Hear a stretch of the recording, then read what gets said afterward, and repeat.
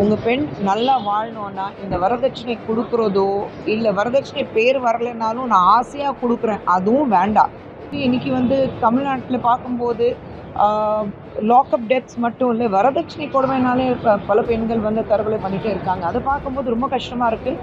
ஏன்னா வரதட்சணை வாங்குறது மட்டும் இருக்குல்ல, கொடுக்குறதும் ஒரு தவறு தான், ஒரு குற்றம் தான். அப்படி இருக்கும்போது ஏன் இந்த மாதிரி ஆசைகள் தூண்டி விட்டுட்டு பெண்களுக்கு பெற்றோர்கள் நாங்கள் வரதட்சணை கொடுக்க போகிறோம், என் பொண்ணுக்கு தானே நான் கொடுக்குறேன், வாங்குறது தப்பு, கொடுக்குறது தப்பு. நீங்கள் உங்கள் பெண் ஒரு குழந்தைய நீங்கள் பெற்றெடுத்து வளர்த்தி ஆளாக்கி படிக்க வச்சு தன்னுடைய அங்கம் அது. அப்படி இருக்கும்போது நீங்கள் கட்டி கொடுக்கும்போது எது இருந்தாலும் உங்கள் பொண்ணுக்கு உங்கள் வீட்லேயே வச்சு கொடுங்களேன். அவள் பேரில் தனியாக வைங்க. ஆனால் வண்டி கொடுக்குறதும், நகை கொடுக்குறதும், ஒரு பியூரோ கொடுக்குறதும், நான் இது கொடுத்தேன் அது கொடுத்தேன் உங்கள் வசதிக்கு ஏற்ற மாதிரி, ஐ திங்க் ஒரு சில இடங்களில் பார்க்கும்போது ரொம்ப கஷ்டமாக இருக்குது. ஸோ பெற்றோர்கள்கிட்ட ஒரே ஒரு விஷயம் சொல்லுவேன், உங்கள் பெண் நல்லா வாழணும்னா இந்த வரதட்சணை கொடுக்குறதோ இல்லை வரதட்சணை பேர் வரலைன்னாலும் நான் ஆசையாக கொடுக்குறேன் அதுவும் வேண்டாம்.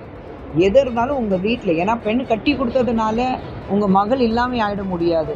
எப்போ வேணாலும் உங்கள் வீட்டுக்கு திரும்பி வரலாம். உங்கள் மகள் தான் அவள் என்றைக்குமே இருப்பாள். அப்படி இருக்கும்போது தயவு செஞ்சு இந்த மாதிரி பெண்களுக்கு நான் பண்ணி கொடுக்குறேன் அப்படி இல்லை, பண்ணாதீங்க.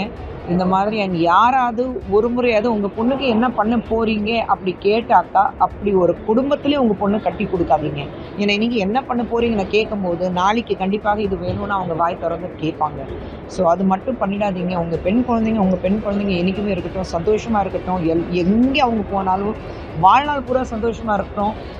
ஒரு 2 பெண் குழந்தைங்களுக்கு ஒரு தாயாக நான் சொல்கிறேன், என் குழந்தைங்க நாளைக்கு நான் கட்டி கொடுத்தேன்னா என் குழந்தைங்க என்றைக்குமே நான் சாகிற வரைக்கும் அவங்க என் குழந்தைங்க தான் இருப்பாங்க, என் மகள் தான் இருப்பாங்க.